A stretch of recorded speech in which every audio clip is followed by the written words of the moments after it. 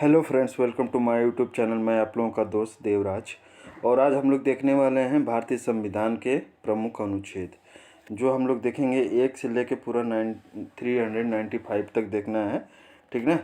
तो ये चीज़ें आप लोगों को पूरा क्लियर तरीके से मैं बताते चलूँगा। और ये इम्पोर्टेंट क्यों है, आर्टिकल्स इम्पोर्टेंट क्यों हैं, तो ये चीज़ें अभी मैं आप लोगों को दिखाता हूँ कि इम्पोर्टेंट क्यों है। देखिए, ये यूपी पीसीएस के क्वेश्चन है, ठीक ना। यूपी पीसीएस, एक सेकंड, देखिए ये जो है ना यूपी पीएससी 2020 के क्वेश्चन है, ठीक है।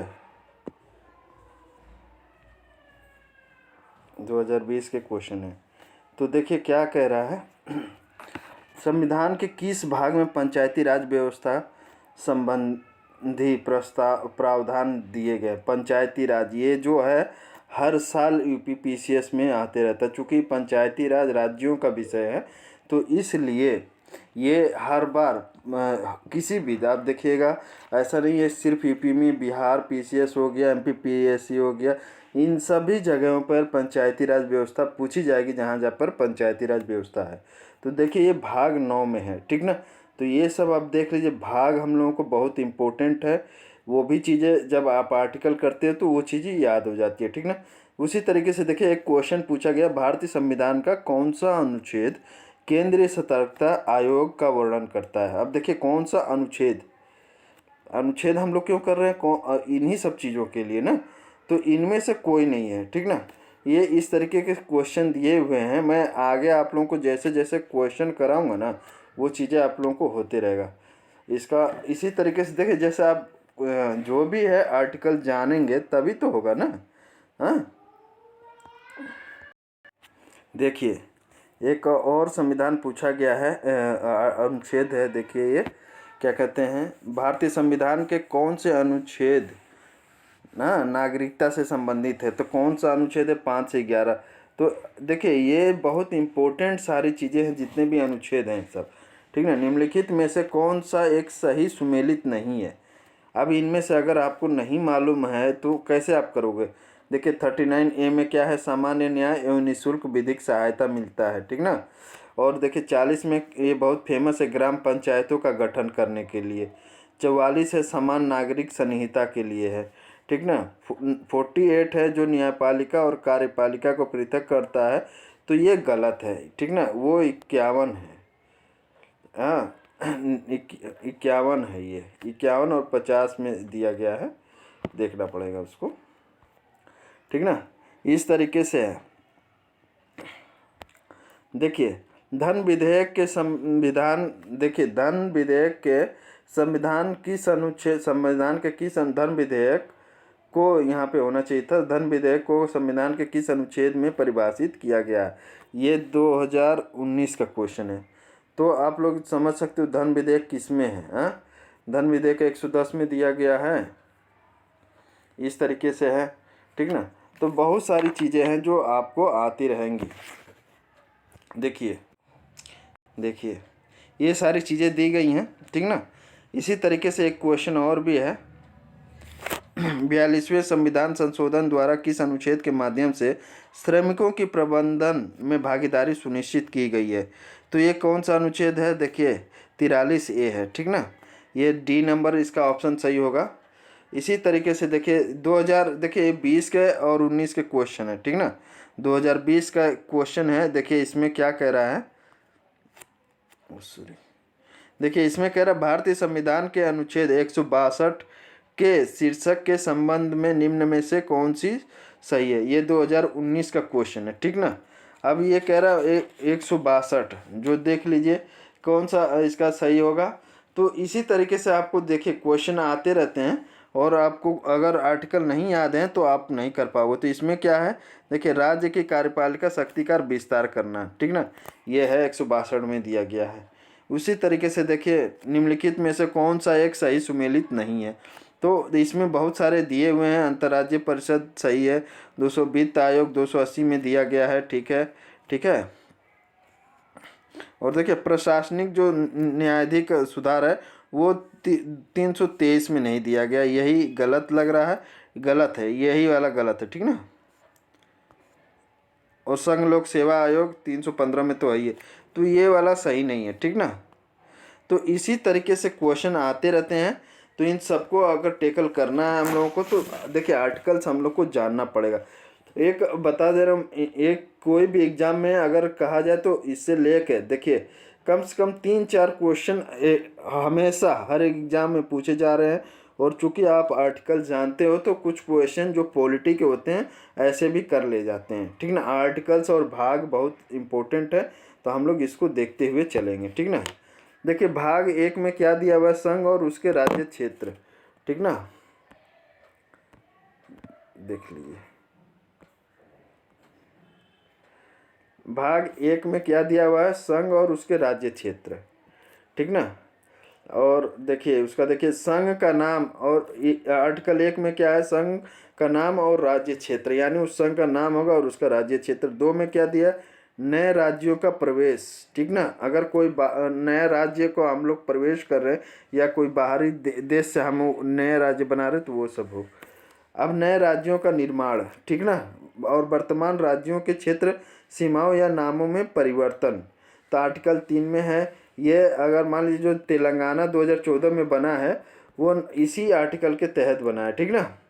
पहली अनुसूची 4 में क्या कहता है, पहली अनुसूची और चौथी अनुसूची के संशोधन, ठीक ना। पहली अनुसूची और चौथी अनुसूची के संशोधन तथा अनुपूरक और परिमाणिक विषयों का उल्लंघन करने के लिए अनुच्छेद 2 और 3 को अधीन बनाई गई विधियां हैं, ठीक ना। इसके अंतर्गत पहली और चौथी अनुसूची में संशोधन करने के लिए बनाया गया है, ठीक ना। देखिए अब भाग आता है 2, ठीक ना। भाग 2 है 5 से लेकर 11 तक। ये भी इम्पोर्टेंट चैप्टर है, चूंकि नागरिकता से संबंधित है तो बहुत इम्पोर्टेंट है। देखिए भाग 2 में क्या है सॉरी 5वां जो आर्टिकल है वो क्या है, संविधान के प्रारंभ पर नागरिकता, ठीक ना। संविधान के प्रारंभ में जब नागरिकता क्या थी उसके उपलक्ष्य में दिया गया है, ठीक है। 6वां क्या है, पाकिस्तान से भारत को प्रव्रजन करने वाले कुछ व्यक्तियों के नागरिकता के अधिकार, मतलब अगर उनमें से कोई उनका पितामह मातामह कोई भारत में रह गया हो तो उस आधार पर नागरिकता दिया जाता है। पाकिस्तान को प्रव्रजन करने वाले कुछ व्यक्तियों के नागरिकता अधिकार, ठीक ना। जैसे पाकिस्तान में भी चले गए हों लोग, पर उनका कोई जैसे रिलेटिव रह रहा हो, माता पिता या दादा दादी में से कोई रह रहा हो, तो उनको भी नागरिकता मिल सकती है, ठीक ना। अब इसी तरीके से देखिए आर्टिकल 8 में क्या है, भारत के बाहर रहने वाले भारतीय उद्भव, ठीक है, भारतीय उद्भव के कुछ व्यक्तियों के नागरिकता के अधिकार, ठीक ना।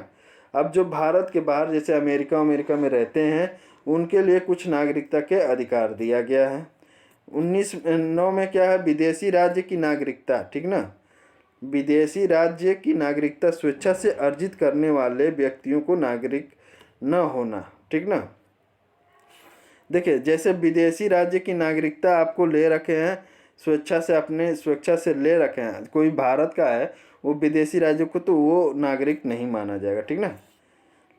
नागरिकता के अधिकार को बना रहना, ठीक ना। नागरिकता के अधिकार को बना रहना ये है 10 में, जो नागरिकता का अधिकार है वो 10 के तहत ही आपका बना रहेगा, ठीक है। तो ये है। देखिए अब 11 नंबर में क्या है, 5 से 11, चूँकि मैंने बताया संसद द्वारा, देखिए एक सेकंड,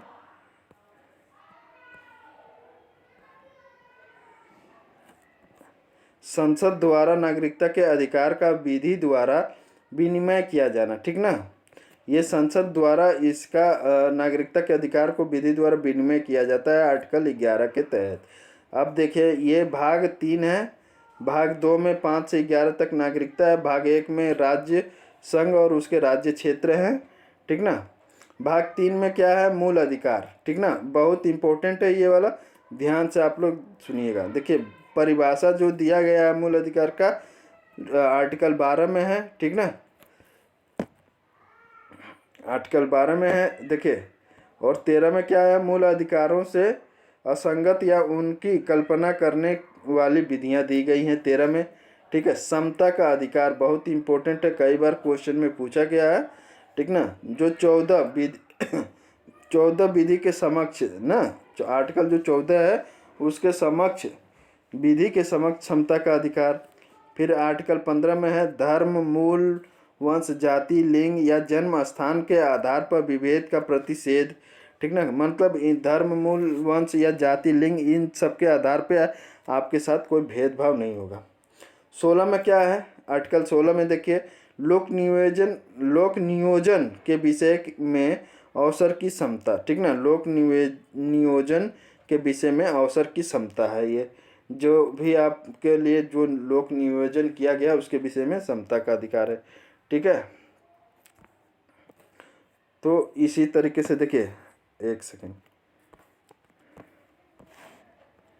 देखिए 17 में क्या दिया हुआ, अस्पृश्यता का अंत दिया गया है। ठीक ना, 18 में दिया है उपाधियों का अंत, स्वतंत्रता का अधिकार, अनुच्छेद विवरण है। ठीक ना, अस्पृश्यता का अंत 17 में है, और उपाधियां जो भी उपाधियां मिलती थी उसके आधार पे हम अपने आप को बहुत वर्चस्व स्थापित करते थे, तो ऐसा कुछ नहीं, उसका अंत कर दिया गया।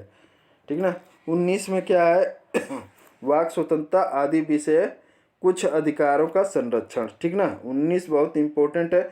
19 में 6 सब ब्लॉक दिए हुए हैं, तो उसको आप लोग देखिएगा। ठीक है, 20 में क्या है, अपराधों के लिए दोष सिद्ध के संबंध में संरक्षण, ये बहुत इंपॉर्टेंट है, 20 और 21। ठीक ना, अपराधों के लिए दोष सिद्ध के संबंध में संरक्षण। 21 में क्या है, प्राण और दैहिक स्वतंत्रता। तो यही पूछता है कि आपातकाल में, जब आपातकाल लागू होता है तो कौन से 2 आर्टिकल निरस्त नहीं होते हैं, तो 20 और 21 है। ठीक ना, देखिए 22 में क्या दिया, कुछ दशाओं में गिरफ्तारी और निरोध से संरक्षण, शोषण के विरुद्ध अधिकार। ठीक है, ये 22 में है। ठीक है, 22 में क्या दिया गया है, कुछ दशाओं में गिरफ्तारी और निरोध से संरक्षण, मतलब आपको अगर गिरफ्तार किया भी जाता है तो उसके तहत आपको 24 घंटे के अंदर डीएम ऑफिस पे ले जाना अनिवार्य होता है। शोषण के विरुद्ध अधिकार देखिए कौन कौन से हैं, ये इम्पोर्टेंट है। ठीक ना, देखिए अनुच्छेद 23 में है मानव द्वारा दुर्व्यापार, बहुत इंपॉर्टेंट, कई बार पूछा गया। मानव और दुर्व्यापार और बलात्श्रम का प्रतिषेध किसमें है, 23 में है। और 24 वाला बहुत इंपॉर्टेंट है, आप लोग ध्यान रखिए, कई बार आया है। कारखानों आदि में बालकों, ठीक है, बालकों के नियोजन का प्रतिषेध। ठीक है, ये बहुत इंपॉर्टेंट है, बालकों का अगर आता है तो वो 24 में है, और 23 में मानव और दुर्व्यापार बलात्श्रम, मतलब किसी से ज़बरदस्ती उसका किसी मानव का वो दुर्व्यवहार किया जा रहा है उसके साथ श्रम के नाम पे, तो ये सब आप आर्टिकल के तहत कहीं पे भी एफआईआर दर्ज कर सकते हैं। ठीक ना, अब देखते हैं स्वतंत्रता का अधिकार। स्वतंत्रता का अधिकार आर्टिकल देखिए 25 से है,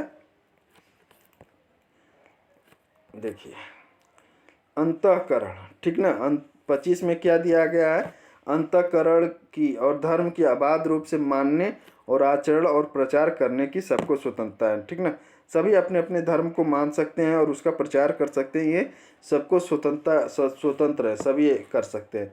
25 में 26 में क्या दिया गया, धार्मिक कार्यों के प्रबंधन की, मतलब अगर कोई धार्मिक कार्य कर रहे हैं तो उसके प्रबंधन की भी आपको स्वतंत्रता है। ठीक है, 27 में क्या दिया गया है, किसी विशिष्ट धर्म की अभिवृद्धि के लिए करों के समुदाय के बारे में स्वतंत्रता। ठीक ना, किसी विशिष्ट धर्म, जैसे कोई भी विशिष्ट धर्म है किसी धर्म का, तो उसकी अभिवृद्धि के लिए करों के समुदाय के बारे में स्वतंत्रता, वो उसके लिए आप जैसे लोग नहीं होता चंदा इकट्ठा करते हैं, उसी तरीके से आप कुछ उस तरीके का कर और आप किसी से ले सकते हो। ठीक है, 28 कुल शिक्षा संस्थाओं में धार्मिक शिक्षा और धार्मिक उपासना में उपस्थित होने के बारे में स्वतंत्रता। शिक्षा देखिए, कुल शिक्षा संस्थाओं में धार्मिक शिक्षा या धार्मिक उपासना में उपस्थित होने के बारे में स्वतंत्रता, ये इम्पोर्टेंट रखिएगा, 28 में पूछ सकता है शिक्षा से संबंधित क्या है, तो ये याद रखिएगा। अब आता है आपका संस्कृति। हाँ, ये है सांस्कृतिक और शिक्षा संबंधी अधिकार। तो संस्कृति से किससे किससे है? देखिए 19 में क्या है? अल्पसंख्यक वर्गों के हितों का संरक्षण। 19 आर्टिकल 19 के तहत जो अल्पसंख्यक वर्ग हैं उनके हितों का संरक्षण दिया गया है। 30 में क्या दिया गया है? शिक्षा संस्थाओं की स्थापना और प्रशासन करने का अल्पसंख्यक वर्गों का अधिकार। ठीक ना, शिक्षा संस्थाओं की स्थापना, जो जी शिक्षा संस्था अगर स्थापित करना चाहता है तो वो कर सकता है। प्रशासन करने का अधिकार भी अल्पसंख्यक वर्गों को है ये। ठीक ना, 29 और 30 खासकर अल्पसंख्यक वर्गों के रिलेटेड। एक में उनके हितों की संरक्षण है और दूसरे 30 में क्या है? शिक्षा के लिए वो अपनी संस्था स्थापना कर सकते हैं, ऐसा दिया गया। 31 में निरसन है, कुछ नहीं है। कुछ विधियों की व्यावृत्ति। ठीक है,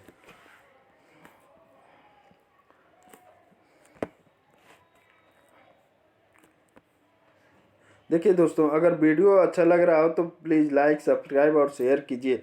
आप लोगों के लिए बना रहे हैं हम लोग, तो चीज़ों को बहुत अच्छे तरीके से आप लोग को समझ में आना चाहिए। और नहीं समझ में आता, कहीं कोई दिक्कत रह जाती है तो आप लोग कमेंट बॉक्स में कमेंट करके पूछ सकते हैं। ठीक ना। देखिए 31 में क्या दिया हुआ? 31 क में दिया गया है संपदाओं आदि के अर्जन के लिए उपबंध करने वाला विधियों की विवृत्ति दी गई है। ठीक ना, संपदाओं के अर्जन किया वाला करने वाला कोई भी जो भी संपदा है आपके पास उसके द्वारा अर्जन किया जाता है तो उसके लिए विधि दिया गया है। 31 ख में क्या दिया है? कुछ अधिनियमों और विनियमों का विनियमीकरण। 31 ग में दिया गया है कुछ निदेशक तत्वों को प्रभाव करने वाली विधियों की व्यावृत्ति है। देखिए ये थोड़ा सा कम इम्पोर्टेंट है। 31 घ संविधान उपचारों का, ये इम्पोर्टेंट है। ठीक ना, 31 घ में कुछ नहीं है, ये वाला देखिए, संवैधानिक उपचारों का अधिकार। ठीक ना, ये है अनुच्छेद 32। ठीक है, ये बहुत इंपॉर्टेंट अनुच्छेद है, इसको ध्यान से आप लोग सुनिएगा, कई बार पूछा गया। इस भाग द्वारा देखिए प्रदत्त अधिकारों को प्रवर्तित कराने का अधिकार है। ठीक ना, 32 के तहत है। इसको ही संविधान की आत्मा कहा है भीमराव अम्बेडकर ने। ठीक ना, तो ये क्वेश्चन कई बार पूछा जाता है, तो आप लोग ध्यान रखेंगे। बहुत ज़्यादा कुछ नहीं है 32 में। देखिए 32A में कुछ नहीं है। 33 में देखते हैं क्या है? इस भाग द्वारा प्रदत्त अधिकारों का बलों आदि को लागू होने में उपांतरण करने की संसद की शक्ति। ठीक ना, 33 में क्या है? इस भाग द्वारा प्रदत्त अधिकारों का बलों आदि को लागू होने उपांतरण करने की संसद की शक्ति। 34 में क्या है? जब किसी क्षेत्र में सेना देख ले, सेना के लिए है ये 34, सेना विधि प्रवृत्त है तब इस भाग द्वारा प्रदत्त अधिकारों का निर्बंधन। 35 में क्या दिया गया है? इस भाग के उपबंधों को प्रभावी करने का विधान। ठीक ना, विधान ऊपर। तो ये हो गया आपका 35 तक। अब मोस्ट बहुत इम्पोर्टेंट है, इससे हर बार क्वेश्चन मिलेंगे आप लोग को, क्योंकि ये राज्य के लिए बनाया गया है, राज्य के नीति निर्देशक तत्व। ठीक ना, तो ये चीज़ें आप लोग ध्यान रखेंगे। देखिए क्या दिया गया है?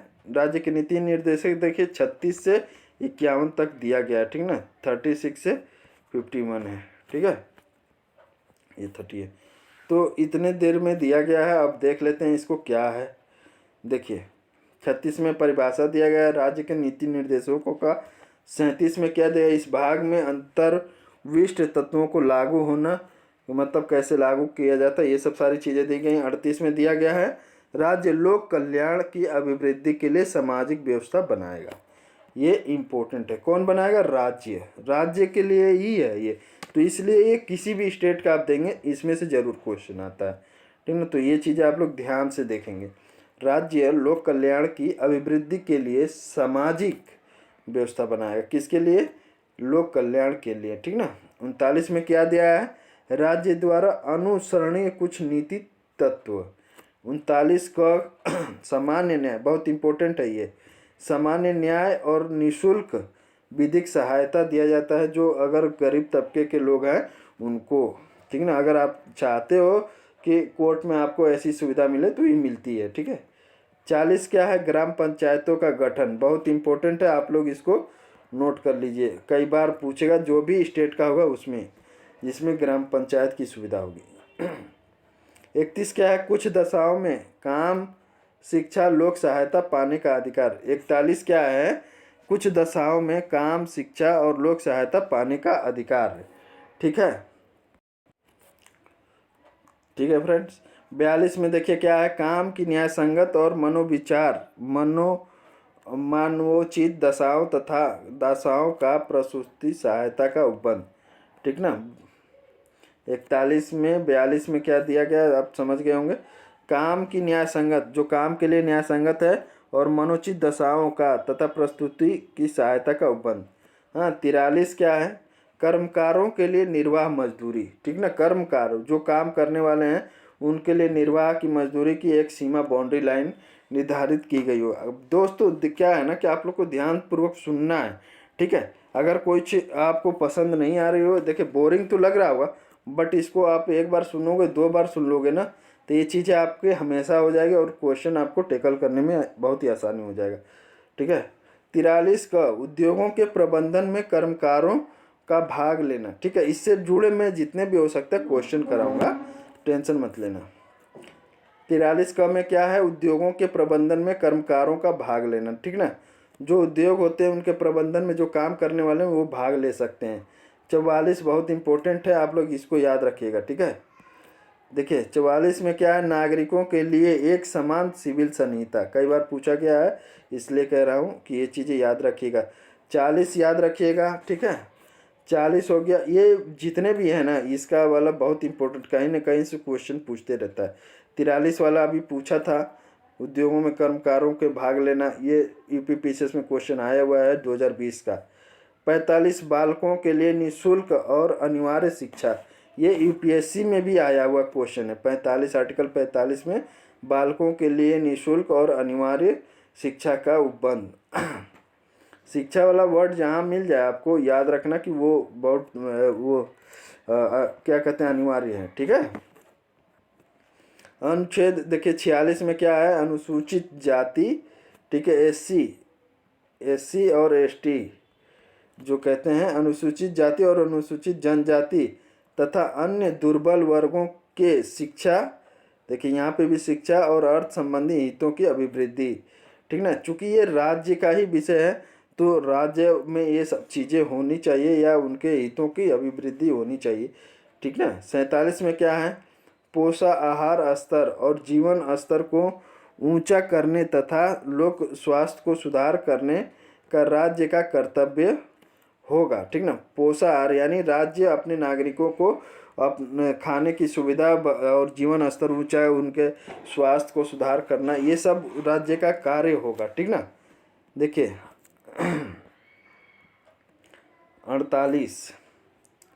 48 में क्या दिया गया है, कृषि और पशुपालन का संगठन, ठीक है। 48 में कृषि से संबंधित है, ये भी इम्पोर्टेंट। 48 का भी इम्पोर्टेंट है चूँकि पर्यावरण दिया गया, पर्यावरण का संरक्षण और संवर्धन और वन तथा वन्य जीवों की रक्षा, ठीक है। 49 राष्ट्रीय महत्व के स्मारकों, स्थानों और वस्तुओं का संरक्षण, इसमें क्या दिया गया है, राष्ट्रीय स्मारकों, स्थानों और वस्तुओं का संरक्षण। 50 में क्या है, कार्यपालिका से न्यायपालिका का पृथक्करण, ठीक ना। अंतर्राष्ट्रीय शांति और सुरक्षा की अभिवृद्धि 51 में है, ठीक है। 51 क में क्या दिया गया है, मौलिक कर्तव्य, ठीक ना। मौलिक कर्तव्य बहुत ही इम्पोर्टेंट है। 51 क में मौलिक कर्तव्य है। तो दोस्तों ये हो गया लगभग आपके 51 क्वेश्चन, 51 आर्टिकल हो गए। तो चूँकि वीडियो थोड़ा लंबा हो सकता है इसलिए मैं थोड़ा थोड़ा, जैसे अब इसमें 50 पढ़ा दिया तो अगले वाले में 50, 100 इस तरीके से होंगे, ठीक ना, ताकि आपको भी अच्छा लगे और सारी चीज़ें आपको कम समय में धीरे धीरे एक बार में आप पूरा कर लो, ठीक है। वीडियो को अच्छा लग रहा हो तो लाइक कीजिएगा, शेयर कीजिएगा, सब्सक्राइब कीजिए, आप कीजिए, अपने फ्रेंडों के सर्कल में भी करवाइए। दोस्तों आप लोगों के एक सब्सक्राइबर से हमारा बहुत भला होता है, या सोच लीजिए कि वो एक उत्साह मिलता है हम लोगों को, ठीक ना, मोटिवेट होते हैं हम लोग, ये सब चीज़ें हैं।